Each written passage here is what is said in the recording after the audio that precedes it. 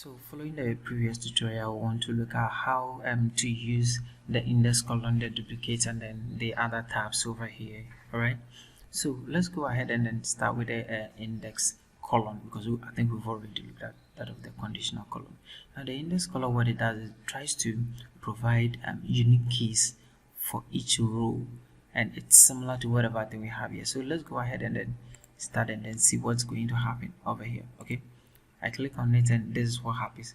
It provides the index 0, 1, 2 through to the last one. Okay, it doesn't always start from 0. Depending on what you want, you can actually customize it.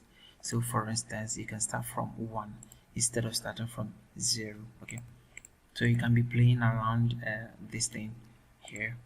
I don't need it in this tutorial, and I don't know why you would want to do it except you really need it. Okay, because I think I have my indexes over here for me. All right, now let's look at the duplicate. What if you want to duplicate any color? You just have to highlight that particular column. For instance, this is what I want to duplicate.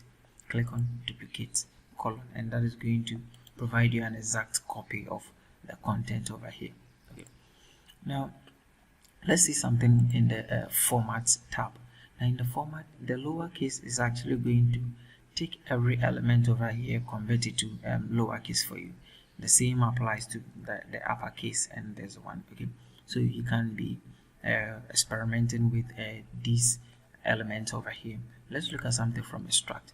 Now extract, this is going to give you the length of the characters in here, and this is going to extract the first character depending on the number of characters you want. For instance, if I should click on this, it's asking me how many characters do I want. Let me put 2 here and see what is going to happen. Now it's extracting the on.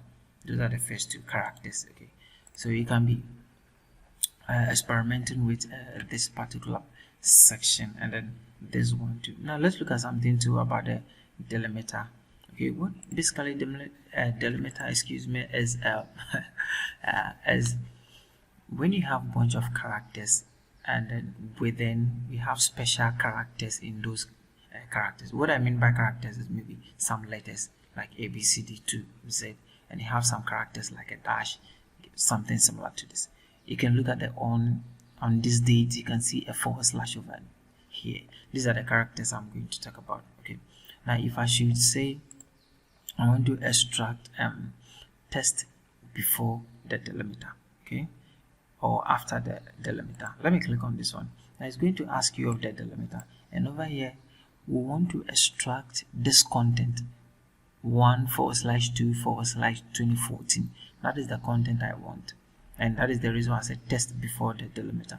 So I want to use the dash over here as delimiter. So let me push the dash in here and then hit OK, and you can see that I have this particular section of the data.